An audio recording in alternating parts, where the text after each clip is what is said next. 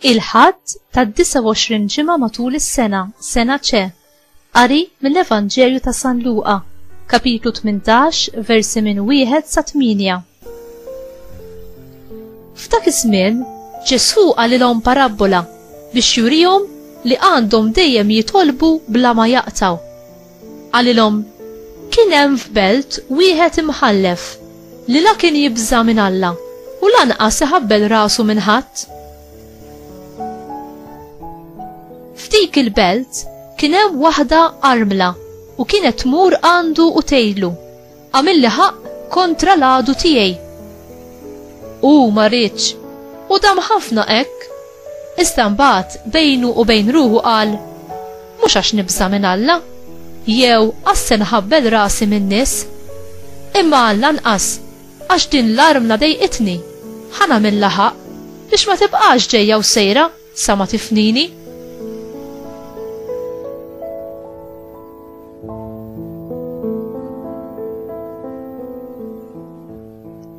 U l-mulej qal: isimgħu ftit x'jgħid l-imħallef il-ħażin. Imbagħad Alla lill-magħżulin tiegħu li jgħidulu lejl u nar sejjer ma jagħmlilhomx ħaq, se joqgħod itawwal magħhom. Jiena ngħidilkom li malajr jagħmilhom ħaq. Imma taħsbu intom li bin il-bniedem se jsib il-fidi fuq l-art meta jiġi?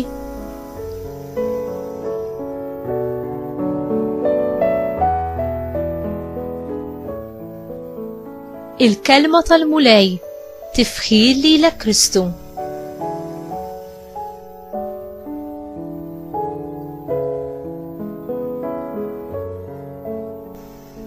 Kif jista' dan l-imħallef tal-parabola li ma staħax u li kien tassew inġust jurina xi ħaġa dwar il-ġustizzja tas-saltna ta' Alla? L-istorja ta' Ġesu turina verità. Din l-armla li kienet indifiża ittieħed vantaġġ fuqha u ġew irrifjutati id-drittijiet tagħha. Kien biss bil-persistenza qawwija tagħha li dejqet lill-imħallef li fl-aħħar għamilha ġustizzja. Bil-persistenza tagħha hi tassew waslet lil dan l-imħallef li jagħtiha li riedet. Din il-persistenza hija vera wkoll għal dawk li jafdaw f'Alla.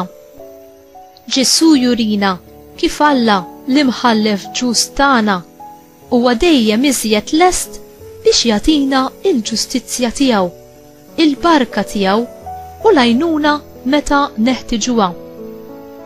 Imma aħna nistgħu faċilment naqtaw qalbna jew ninsew induru lejn Alla missierna għal grazzja u l-għajnuna. Ġesu qal din il-parabola biex jagħtina tama ġdida u konfidenza fih. Ġesu qal lid-dixxipli tiegħu li f'din il-ħajja preżenti għandna nistennew kull xorta ta' tiġrib u kuntrarju, imma m'għandna naqtaw qalbna qatt u m'għandniex nieqfu nafdaw lil Alla. Għandna dejjem inkabru it-tama tagħna fih. Fil-ġudizzju tal-aħħar Alla jirrivela ir-rebħa tiegħu fuq il-ġustizzja u ikkisser kull tip ta' inġustizzja tagħna il-bnedmin u jurina li imħabtu hija aktar qawwija mill-mewt. Il-ġusti iħarsu l-qudiem bit-tama li f'dak il-jum huma jirċievu minn għandu il-ħlas devut lilhom.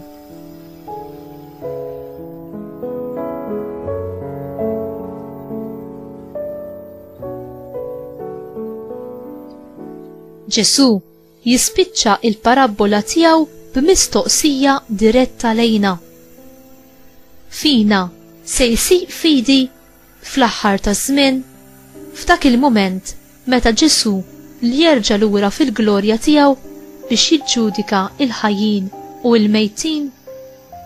Il-fidi tingħata lilna bħala don bla ħlas li Alla f'imħabtu isejjilna bih. Jekk aħna irridu ngħixu, nikbru u nipperseveraw f'din il-fidi sal-aħħar, għalhekk aħna għandna ngħixuha bil-kelma ta' Alla u bl-Ewkaristija. Meta it-tiġrib u d-disappunti jiġu fuqna, fejn impoġġu it-tama tagħna? U inti titlob bil-konfidenza tal-fidi u temmen li Alla se juri miegħek ħniena u jagħti każ tal-bżonnijiet kollha tiegħek.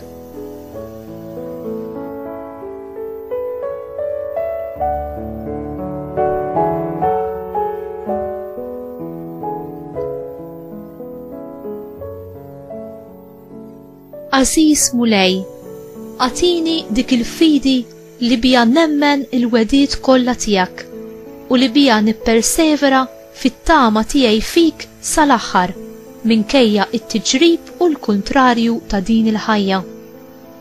Aziza Ommi Marija, inti li dejjem poġġejt it-tama tiegħek fil-Mulej, għallimni kif għandi nafda jien ukoll fl-imħabba mingħajr kundizzjoni tiegħu u kif għandi nsib il-ferħ vera tiegħi fih u fih biss.